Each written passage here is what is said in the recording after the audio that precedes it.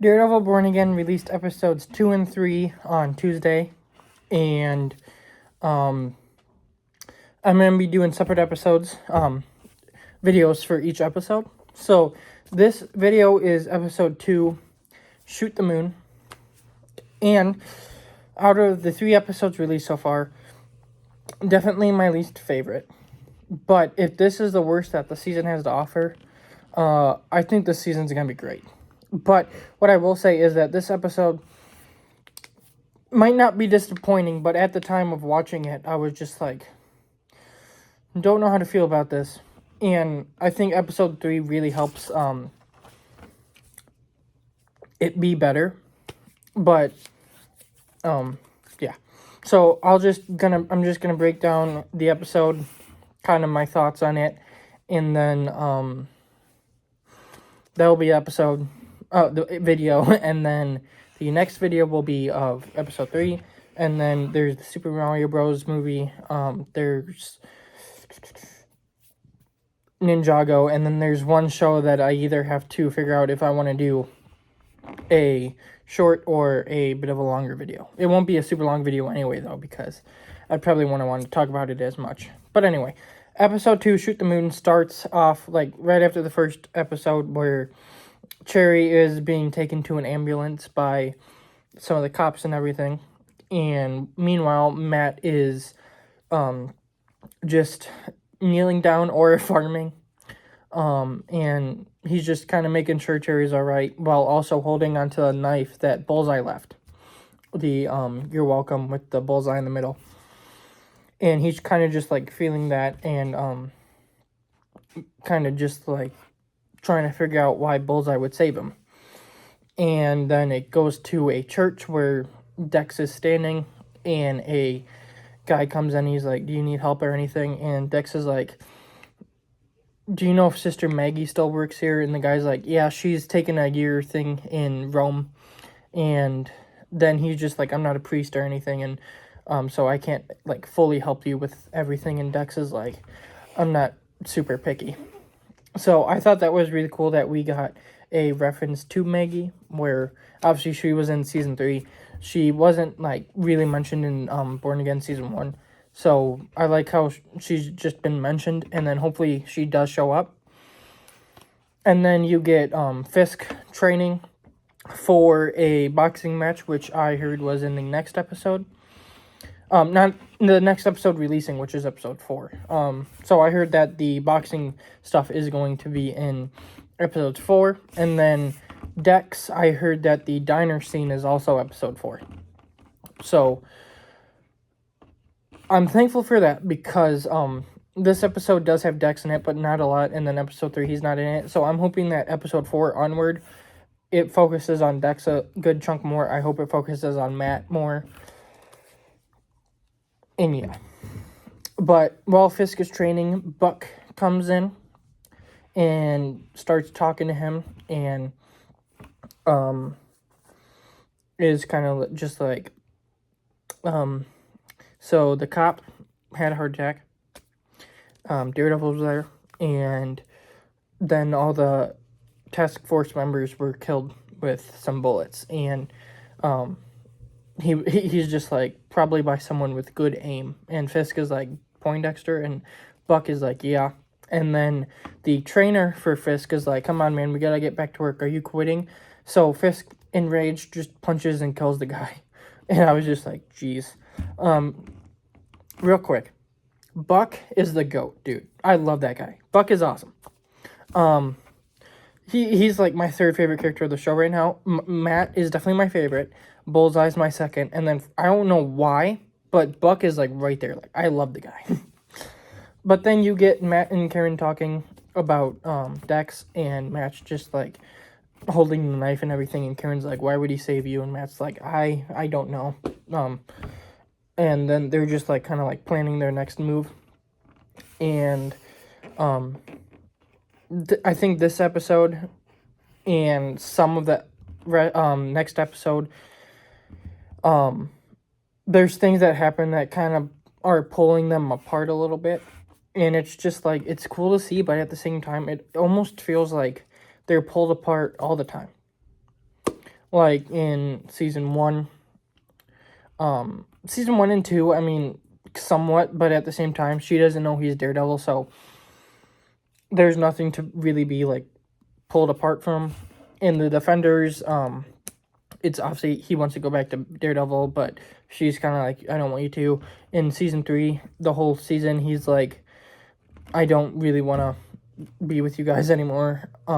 By the end of the season, he obviously, like, fixes that outlook, but for most of the season, he's just like, I kind of need to give you guys up and just be Daredevil, no Matt Murdock, which means no friends. And then in Born Again season 1, obviously, she's only in 2 episodes because of the overhaul. So it's like, what they set up is really cool and interesting, but at the same time, it's like, can't he just ever have a good life? But then the anti-vigilante task force kidnaps the girl from the last episode who was running the restaurant and, like, smuggling people out of there. And then you get Buck, who's talking to Fisk, and he's just like, why don't we out Matt as Daredevil? And Fisk is like, yeah, no. First of all, outing a blind guy as Daredevil probably wouldn't be a smart thing. And what Fisk brings up is, he saved my life, so that wouldn't exactly help with the vigilante thing, where, oh, look, a vigilante saved Fisk from a gunshot. But Fisk thinks up this plan where he goes on the camera to everyone, and he's just like, hey, New York, so Matt Murdock saved my life from the vigilante Bullseye months ago, and we have reason to believe that he survived the bombing on his apartment.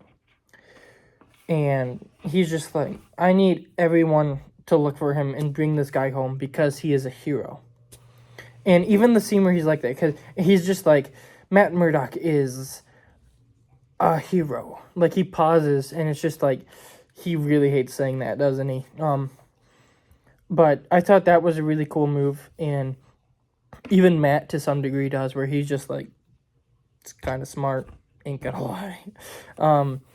And then you get Daniel and Sheila talking about the fake Fisk, who was in the last episode with the mask, and those videos are really funny. We do find out who it is in this episode, and I'll get to that, but the videos are really funny, and it continues that way. This scene in and of itself is fine. I really don't like Daniel, and Sheila is fine, but I think the fake fist thing is kind of cool, and especially what comes of it later in the episode. So we'll get to that. And then Matt and Karen are back at Josie's, and that's when Matt is just like, he's got these people hunting for Daredevil, and now he's got these people hunting for Matt. It's very smart. He's got me from both sides, and we have to, like, go on the defensive right now or something. So I like that. And then you get a scene with Fisk and Powell, and it's a good scene showing the characters, but Powell, I really hate the guy. Like, seriously, he's just really annoying and kind of a D-bag. So I really don't like the guy. So the scene in of itself is fun to watch, because it's just showing that this guy is just a complete idiot. And then I hope he gets, like, I hope Dex ends up, like, killing him in a very, very bad way. Like, later in the season. Like, I hope Dex takes him out. And then you get Cole North, who obviously did not die in the last season, but he did take some effects from the grenade, because as it shows, like, some of his face is messed up now. So I'm happy that he didn't come out unscathed, and they're, like, welcoming him back, even though they're still like, I don't know if we want you back, but at the same time, it's been a little bit, and fine, you can come back. So I thought that was a good way of doing it, and now I can see a possibility of him, like, becoming good, and maybe ending up somewhat like his comic book version. maybe a bit better because the comic book Call North isn't my favorite. But, yeah. And then you get a little scene at the hospital where the anti-vigilante task force shows up to Cherry's room, and there are some of his like old cop buddies, and one of them is so funny, and he's basically just trying to be polite to the task force and like basically getting them to leave, but at the same time like just being completely rude to them. And he's like, "Are you guys gonna bring the pizzas, or should we still have Sheila order them?" And that was hilarious. Or was it Rachel? I think it was Rachel. It was a name. I know that. But he's like, "You guys are gonna get the pizzas, or should we?" And that was really funny. And then you get a little scene in the elevator while the two task force members are going down, and then the opening opens up a little bit, and then you hear like flip, the door opens, and then they both go down, and Dex gets out of the elevator, and the way they do it is really cool, where it's like, it's out like this, and like the elevator's in the middle of the screen, and then there's this thing, and inside the elevator goes blue. Obviously, you hear the cool like Bullseye music, and then he gets out of the elevator, but I thought that was a really cool shot. And then Powell goes to Cherry's hospital room and finds that he's gone. And then obviously he kind of calls up Fisk, and he's just like, "Hey dude, he's gone." And then it shows Fisk talking to Daniel, which is this scene. It's kind of like Fisk is somewhat threatening Daniel a little bit, and I hope this guy goes too. If I had to pick between which one I would rather get rid of more, is Daniel or Powell, I would go Daniel. I really don't like the guy. I think I'm one of the few people who don't, though. But I really don't like the guy. I want him gone.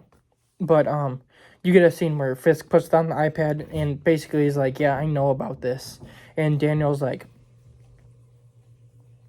"I was going to come to you with it once I got some more information. So that's why you didn't hear about it from me. Hope that's good." And then you get a little scene with Vanessa and Buck, where Buck's trying to help Vanessa like pick out a gun because she's scared of Dex, and she's like, "Have you ever been in the same room with Poindexter? Not like a ballroom, because obviously we know you were, but like an actual room, like face to face, you talk to him." And Buck's like, "No," and she's like, "Well, I have." And I think that what they do with her is interesting, where like she's scared of him, but at the same time, she's another character that I'm just like, it's not necessarily that I hate her, like how I hate Daniel or Powell, but I just don't care about her character, and it would add much to the story if she was killed and Fisk had to deal with it. Like, that would be more interesting than she's scared. But the good thing about this scene is that we get more Buck, because that guy's awesome. Sorry. I will have some stuff to say in the next episode about Buck, because there's something that happens with him that I'm just like, I want to mention. So there's going to be more Buck. He's a great character. Sorry, I'm looking at my notes, okay. And then you get a scene of Karen and Matt scoping out the Northern Star wreckage, and Karen's like, got the binoculars and everything, and a crate, blows open and diapers fall out, and she's like, "It's diapers." And Matt's like, "Yeah, it's just for show. They probably do this stuff at night." So cuts from them again.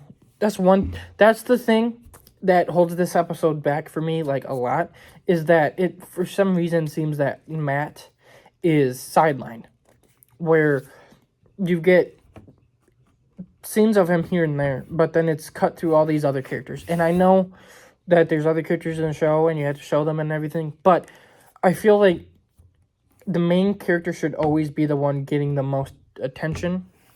And then if you have an episode here or there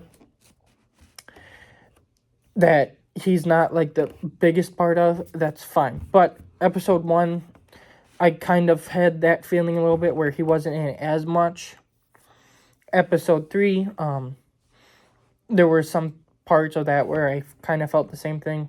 So I'm hoping that episode 4 onward is like really Daredevil heavy, where like the main character is actually in the episodes for a good chunk of it, but this one is the one where it holds it back, because the other two are just great, and obviously this one's great as well, but the other two are just like, there's more Daredevil as well, and it doesn't feel like as noticeable as this episode was. But then Fisk and Vanessa have a little talk, and there was a line in here where it's like, are they gonna have a baby? Like she says something, and it's just like, is she pregnant, or is that just like something she said? And then because she said like, you have an heir or something, which usually if you like you have an heir, it's like you're gonna have a kid or something. But and then I was like, or is she talking about like New York, like that's his heir? I have no idea. And then but then she's like, she says something like, how many worlds do you have to conquer? And Fisk is like, how many are there? So I thought that was really cool. And then it goes back to Matt and Karen at the Northern Star Wreck at night, and Matt is just like, I gotta attack Redport, I gotta go in, I've got to do this, and Karen's like, that's suicide, dude, you're not gonna make it out, and he's like, I know, but like, at this point, we don't really have anything left, and I thought that was really cool, and what it leads to is awesome.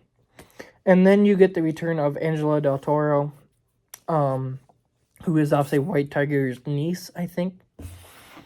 And she's with Hector's wife, so I'm pretty sure that's her aunt. Unless I completely just forgot everything. But I'm pretty sure it's her aunt. They go into this like little bodega shop, and there's some kids in there that are stealing wine, and they're just like, guys, put that back. And the kids start getting a little bit defensive, and then the store owner pulls a shotgun out, and they try and calm everything down, but then the task force shows up and starts taking everyone. They get the kids, they take the guy with the shotgun, and then Angela's aunt like puts her hand on a task force member's shoulder, and is just like, please stop. And he's like, that's assaulting an officer, and they take her as well. And that kind of gets Angela set up for the rest of the show. And I'll mention it here, I guess. Obviously, the task force is being crap, I can't think of the word because I don't really care. But the task force is being like said to be like a parallel to something in real life. And I don't really want to get too into it, but this is a fictional story. It might have parallels, but it's not the same thing. And the task force sucks, like they're a bunch of bad people, and in real life, like, it's not the same.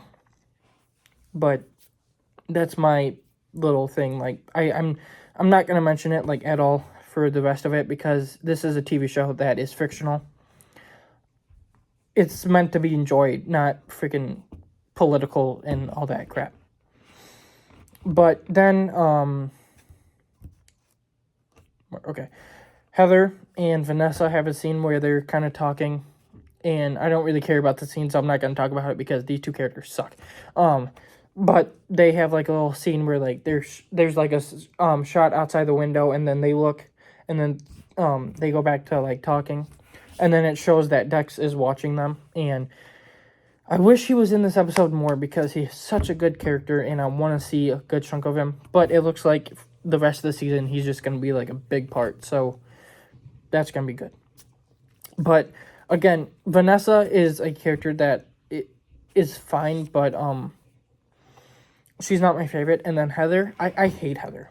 Like, I think what they're doing with the Muse thing is somewhat interesting, but she's still that same annoying character where it's just like, you can't figure out that like Daredevil is a good guy and Punisher is a good guy, and that Muse was a bad guy. Like Punisher, I can kind of guess where some people would be like, he's a bad guy because he does kill people, even though they're bad people. But I can understand where the bad thing for him would come from. But Daredevil, like, figure it out, please. And then you get Kristen McDuffie in her office, and she hears someone come in, so she gets a bat, and she's just like, whoever you are, you better get out here. And then it shows Angela, and Angela's like, they took my aunt, the task force took my aunt, and usually people who get taken by them disappear. So Christian's kind of like trying to comfort her and being like, I'll help you. And then Angela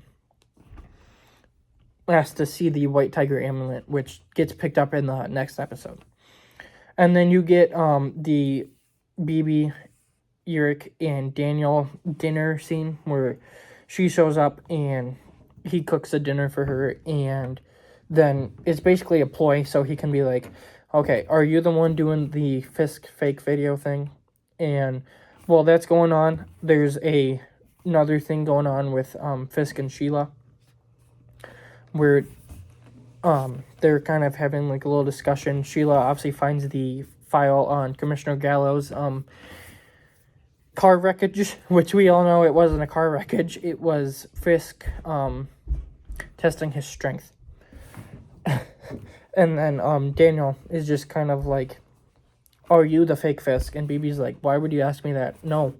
And then she's just like, are you scared of him? And Daniel kind of gets rid of the question by being like he doesn't outright say he's scared, but he's just like, I don't know exactly how he put it. I should remember that, but I don't remember. But it's basically him being like, he tries to like just play it off, but yeah, he's scared. He's scared. He didn't know what he would get himself into, and I hope he pays. And then you get a little scene with Karen and Matt and Josie, where Josie's just like, you three were like the life of Josie's, like you were like, because Josie like, that's the bar that they were always at, and she's just like, you three were like the constant people. And it's just like, that was a really good scene. And then Angie, who was the cop from the last season who joined the Resistance, shows up and is like, if there's anyone wondering about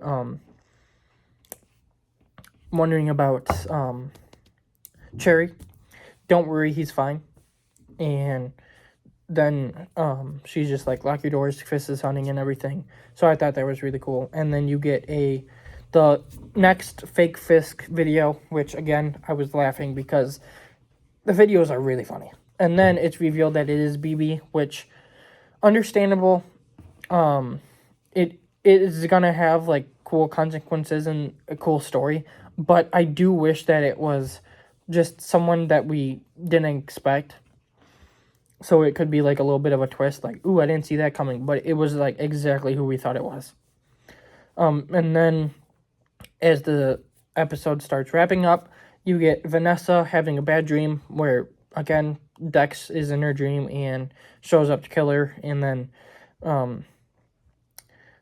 she like wakes up like panting and everything, and Fisk is like, are you okay? And then they start having like a little bit of a talk, like, and basically she's just like, why don't we leave New York? And Fisk is like, but it's our home.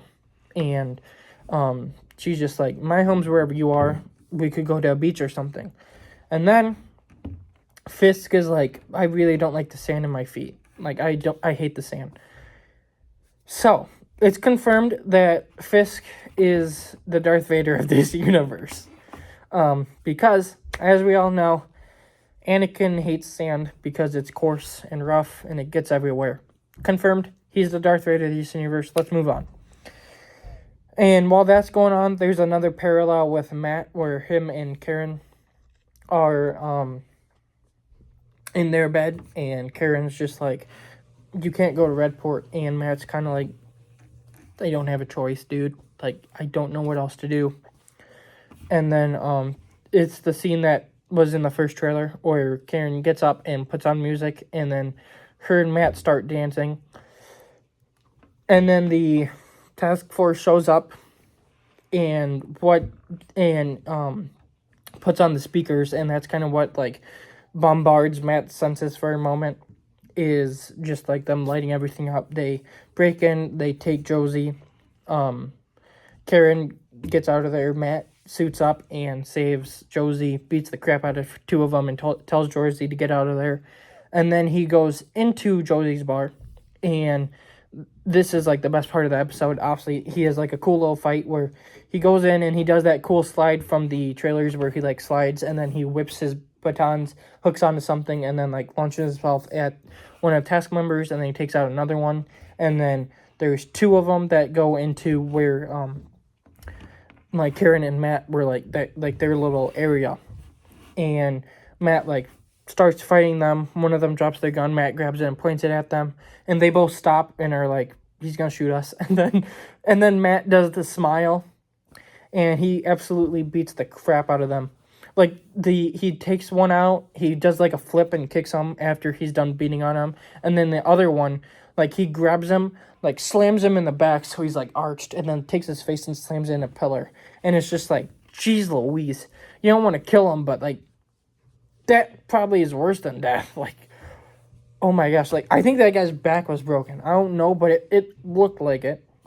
And then once he wrecks them, he's like yelling Karen's name, trying to find her, and then cuts to him outside waiting, and Karen shows up, and he's just like, "Where were you?" And she's like, "I need to show you something." So she takes Matt to where Frank was hiding out in the last season, and shows that she captured one of the task force members. And while Matt was fighting the people, it showed the little scene where she was like, there was a task force member, and she approached him, and he's just like, "Hey, wait," and then she beats the crap out of him.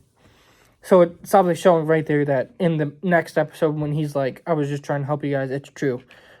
Which there's a pretty funny scene in that episode as well. But that is how the episode ends, and she's just like, "We're gonna take the fight to them." All in all, like, it is my least favorite episode so far, of which we have 3. But if I'm to be, if what I've heard is to be believed, then everything from here and out is just like peak. So yes, this is probably gonna end up being like my least favorite episode of the season. It was a good episode, but as I mentioned, Matt wasn't in it as much, and when he got scenes, like a good chunk of them weren't long scenes at all. And obviously you have to have scenes with the other characters, but the main character should be the one getting the focus most of the time, and I feel this episode didn't really do that as much. So that's what holds it back from being one of my favorites. But it's still a really good episode that I would recommend watching. And episode 2, Shoot the Moon, another good addition to Daredevil Born Again. But I'm really hoping that this season like really kicks it into gear, because even with the first 2 episodes not being like as awesome as I thought they would be, which, I mean, I had a year to stew on it, and I was just like, oh, this season's gonna be great. So it was me, but I still think this season has the potential to be one of, if not like the best season of television. So we'll see by the end of the season, but I'll see you hopefully tomorrow for the next episode, unless I can't get to reviewing that. But soon I'll see you for the next episode, and then there's all those other things I'm going to review. So I will see you then. Peace out.